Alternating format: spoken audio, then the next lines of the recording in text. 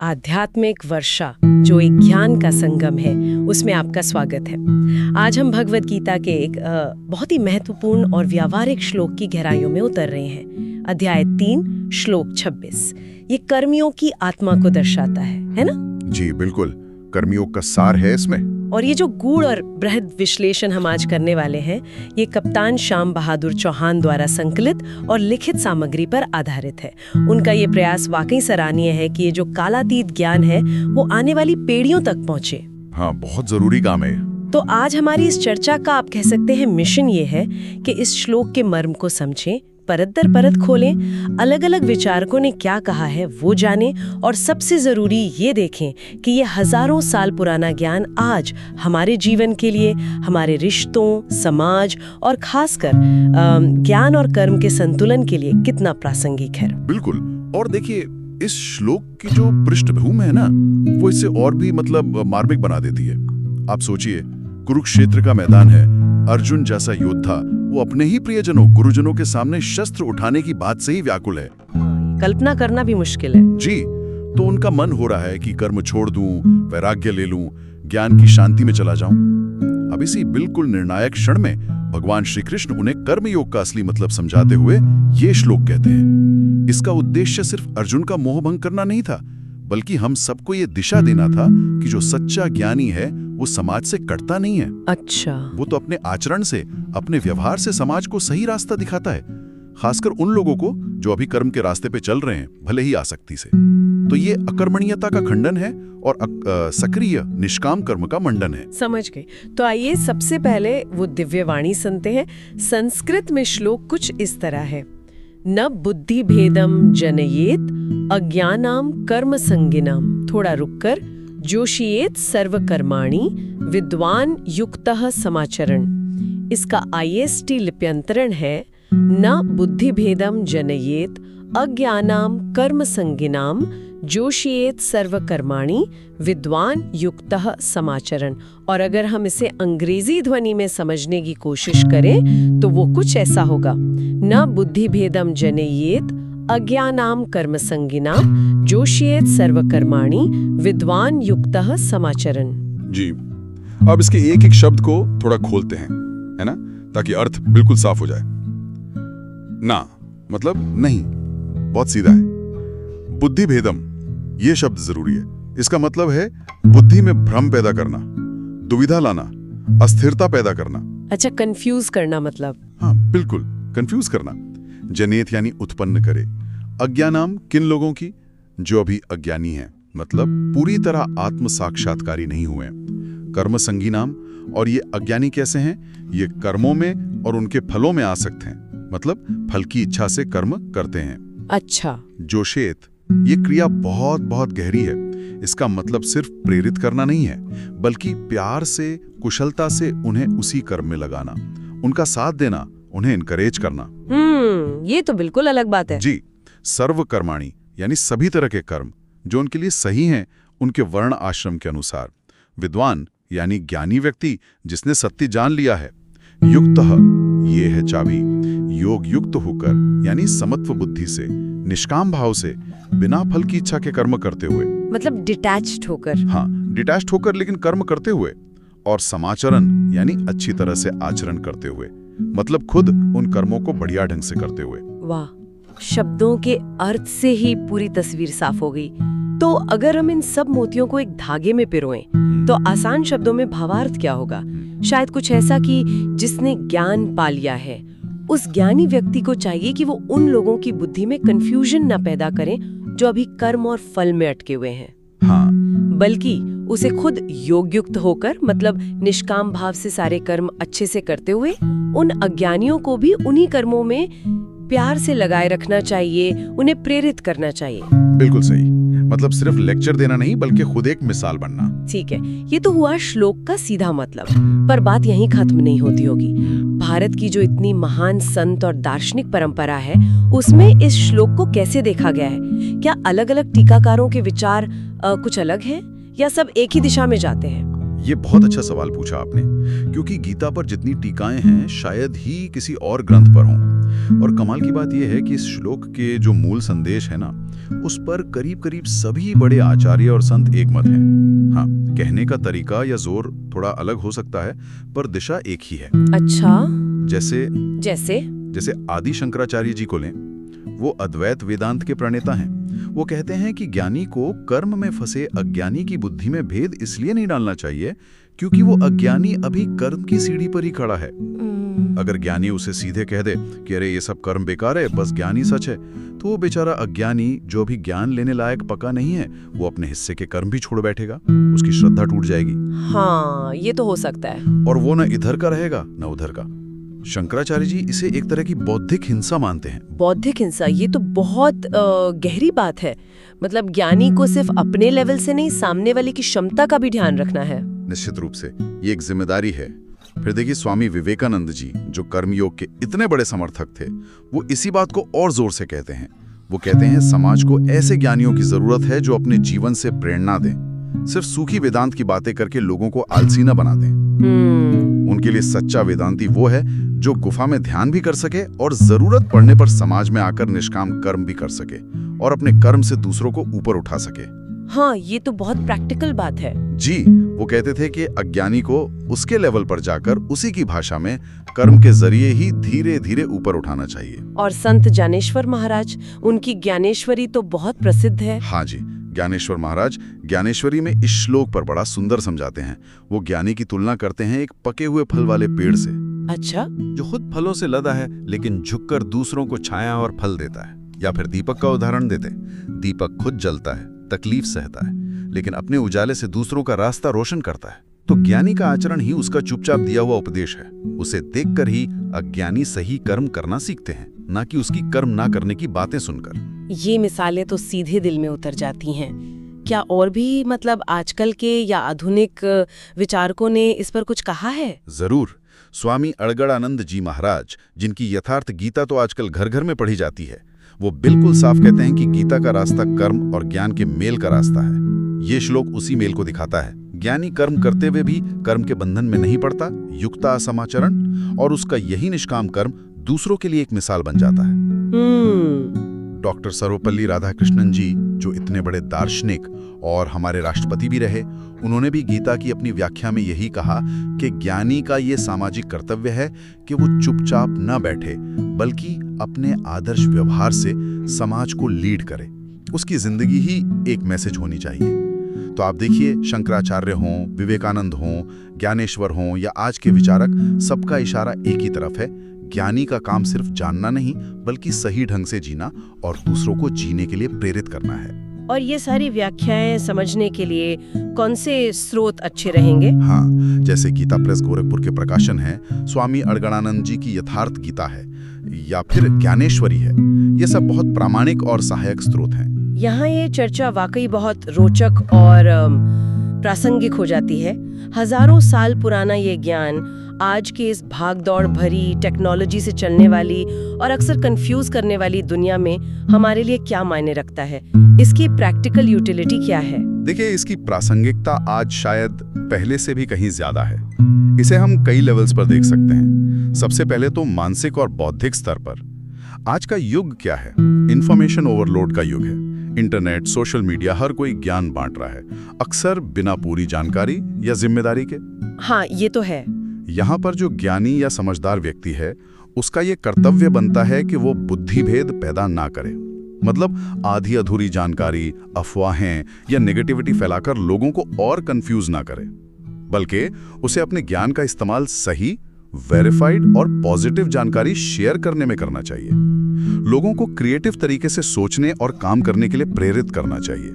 सिर्फ दूसरों की कमियां निकालना या मुश्किल विषयों पर हल्की फुल्की टिप्पणी करना, ये भी तो बुद्धि भेद ही है। बिल्कुल सही कहा। सोशल मीडिया पर तो ये रोज ही दिखता है। किसी मुद्दे की गहराई में जाए बिना ही लोग खेमों में बढ़ जाते हैं और भ्रम फैलता है। लेकिन सामाजिक स्तर पर इसका क्या असर है? सामाजिक स्तर पर तो इसका महत्व और भी गहरा है। समाज में कई लोग विद्वान या ज्ञानी की भूमिका में होते हैं, है ना? हमारे नेता, शिक्षक, मैनेजर्स, कलाकार और सबसे महत्वपूर्ण हमारे माता पिता। हाँ। इन सब का ये दायित्व है कि वे सिर्फ उपदेश ना दें बल्कि खुद वैसा आचरण करें। युक्तः समाचरण। सोचिए, एक नेता जो सिर्फ बड़े बड़े वादे करे लेकिन जमीन पर काम ना करे, वो क्या कर रहा है? बुद्धिभेद पैदा कर रहा है। एक टीचर जो सिर्फ सिद्धांत पढ़ाए लेकिन खुद उन उसूलों पर ना चले, वो छात्रों को कंफ्यूज कर रहा है। सही बात है। एक मैनेजर जो टीम से सहयोग चाहे लेकिन खुद कोऑपरेट ना करे, वो अविश्वास पैदा कर रहा है। ये श्लोक हमें लीडरशिप का पहला पाठ पढ़ाता है, लीडरशिप बाय एग्जाम्पल।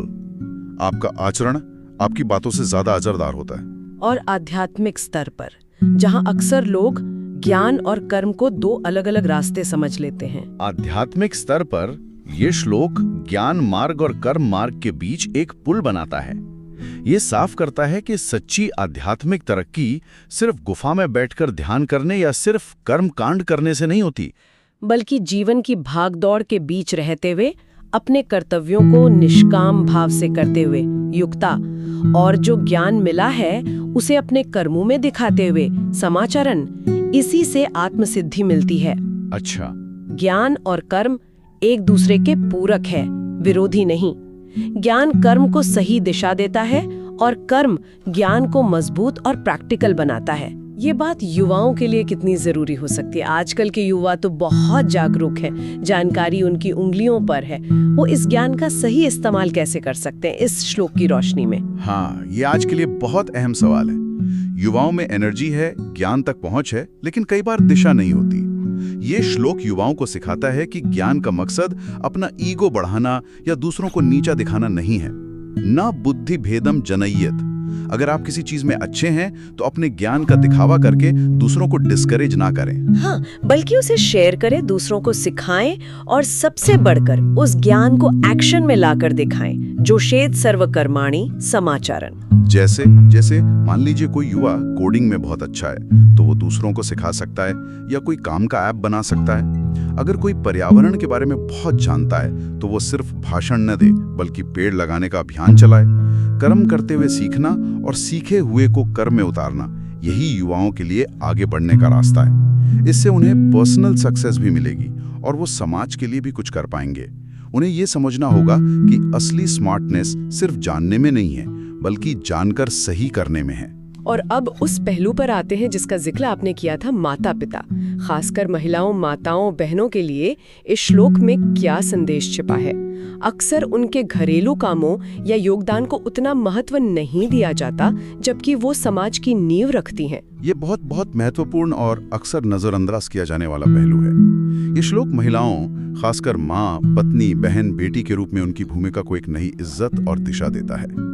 वे घर की धुरी हैं, पहली टीचर हैं, संस्कारों को आगे बढ़ाने वाली हैं। उन्हें यह समझना चाहिए कि उनका हर काम, चाहे वो कितना भी साधारण क्यों ना लगे, एक शक्तिशाली कर्मयोग हो सकता है अगर वो निष्काम भाव और कुशलता से किया जाए। अच्छा, ये तो बिल्कुल नया दृष्टिकोण है। हाँ जी, एक माँ जो धैर्य से बच्चों को पालती है, उन्हें सिर्फ स्कूल की पढ़ाई ही नहीं सिखाती, बल्कि मेहनत, ईमानदारी, सहयोग जैसे गुण अपने व्यवहार से सिखाती है। समाचरण। वो असल में गीता के विद्वान का काम कर रही है। वो बच्चों की बुद्धि में जीवन के प्रति सही नजरिया बना रही है, भ्रम नहीं। तो मतलब घर संभालना भी एक तरह की योग साधना हो सकता है? क्यों नहीं, बिल्कुल। वो माँ या पत्नी जो घर के अनगिनत काम बिना शिकायत के प्यार और समर्पण से करती है, वो परिवार के बाकी सदस्यों के लिए प्रेरणा बनती है। जोशियत। वो दिखाती है कि काम चाहे छोटा हो या बड़ा, उसे कैसे लगन और अच्छे ढंग से किया जा सकता है। आजकल की महिलाएं तो घर और बाहर दोनों जगह संतुलन बना रही हैं। एक वर्किंग वुमन जो अपने प्रोफेशनल काम के साथ साथ परिवार की जिम्मेदारियों को भी अच्छे से निभाती है, वो भी इसी सिद्धांत पर चल रही है। हाँ, ये बात तो है। वो अपने कर्म से ये संदेश दे रही हैं कि ज्ञान यानी शिक्षा, स्किल और कर्म, घर और ऑफिस का काम साथ साथ चल सकते हैं। वे सचमुच परिवार, समाज और इस पूरी सृष्टि की रीढ़ हैं। उनका ये चुपचाप कर्म में लगा हुआ योगदान ही मानव कल्याण का आधार है। जरूरत इस बात की है कि वे खुद अपने इस योगदान के महत्व को पहचाने और समाज भी से वो सम्मान दे जिसका ये हकदार है। संक्षेप में कहे तो इस एक श्लोक का सही पालन व्यक्ति, परिवार, समाज और यहाँ तक कि देश के स्तर पर कितना पॉजिटिव बदलाव ला सकता है। बिल्कुल, अगर देश के नेता इस सिद्धांत पर चलें तो वो सिर्फ घोषणाएं नहीं करेंगे बल्कि लोगों की भलाई के काम खुद करके दिखाएंगे। अगर माता पिता इसे अपनाएं तो वो बच्चों के लिए सिर्फ उपदेश देने वाले नहीं बल्कि सच्चे रोल मॉडल बनेंगे। अगर शिक्षक इसे जिए तो वो छात्रों में सिर्फ ज्ञान नहीं, चरित्र भी बनाएंगे। और अगर हम सब अपने लेवल पर ज्ञान और कर्म का संतुलन साध लें तो हमारी अपनी जिंदगी ज्यादा शांत, सार्थक और उद्देश्यपूर्ण बन जाएगी। ये सिर्फ आध्यात्मिक उन्नति का रास्ता नहीं है, बल्कि एक सफल और संतुष्ट जीवन जीने का प्रैक्टिकल फॉर्मूला भी है। पर ये विचार जितना गहरा है उतना ही इसे सरल रूप में भी समझाया जाना चाहिए, है ना? खासकर बच्चों को या उन लोगों को जो दर्शन से बहुत परिचित नहीं है। क्या स्रोत सामग्री में ऐसे कुछ उदाहरण हैं जो इसे समझने में मदद करे? हाँ, स्रोत में कुछ पूर्ण कच्चे और आसान से उदाहरण दिए गए हैं जो इस विचार को बिल्कुल साफ कर देते हैं। एक उदाहरण है उस टीचर का जो क्लास पे पढ़ाने आने से पहले खुद उस विषय को गहराई से पढ़ता है, नई जानकारी लेता है और फिर पूरे उत्साह से छात्रों को पढ़ाता है। वो सिर्फ इन्फॉर्मेशन नहीं दे रहा, वो अपनी मेहनत और सीखने की लगन, समाचरण से छात्रों को भी मेहनत करने और हमेशा सीखते रहने के लिए प्रेरित कर रहा है। हाँ, बिल्कुल। छात्र सिर्फ विषय नहीं सीखते बल्कि एक आदर्श सीखते हैं। अगर वही टीचर बिना तैयारी के आ जाए या कहे तुम लोगों को तो समझ आएगा ही नहीं, तो वो बुद्धिभेद पैदा कर रहा है। ये उदाहरण तो सीधे स्कूल के दिनों की याद दिलाता है। और कोई उदाहरण है? एक और बहुत अच्छा उदाहरण है उस ज्ञानी संत या समाज सुधारक का।